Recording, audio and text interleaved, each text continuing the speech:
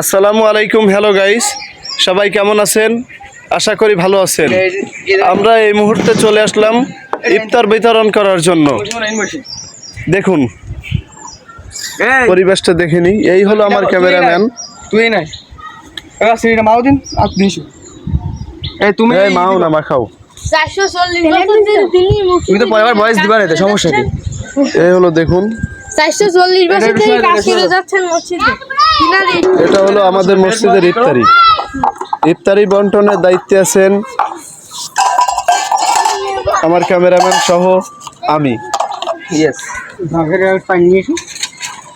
পানি ঢেলো। এটা কি তো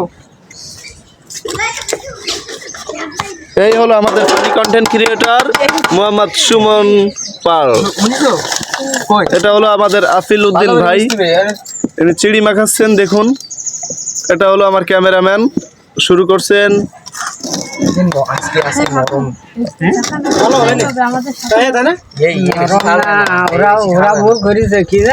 আজকে জাকানাকা ইফতারি হবে, আমাদের সাথে থাকুন আপনারা।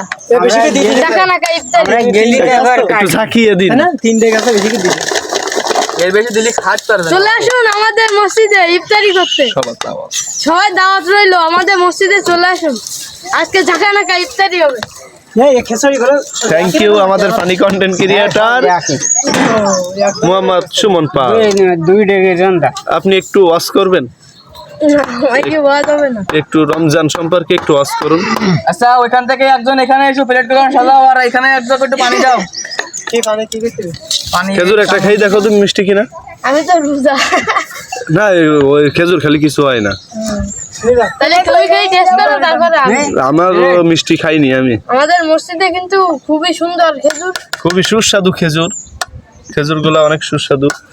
এই গোষ্ঠ দিয়ে সুন্দর করে এটা জিনিস দেখো, এটা জিনিস বলতে কি, এই যে ইফতারিগুলো আমি যদি একজনের বেশি দিই, একজনের কম দিই, তাই একটু কমই হয়। জি জি অবশ্যই 100%। এই তো এই একটা গোশ আমি যদি বেশি দিই, আর ওটা যদি আমি চামচ করে দিই, যদি না পারে তাইও আমি তো তুই যেন আবার খেয়ে ফেলাসনি। আমি রোজা না, ওই দেখা যাচ্ছে যে গোশ খালি আবার রোজা ভাঙে না। না, ওটা আমি রোজা ভাই দায়িত্ব পালন করতেছি, সুন্দর আয়োজন, সুন্দরভাবে পালন করতেছি, এবং সব প্লেটে একই রকম যাবে। আল্লাহ পাক তৌফিক দান করুক আমাকে এভাবে কাজ করে যাস।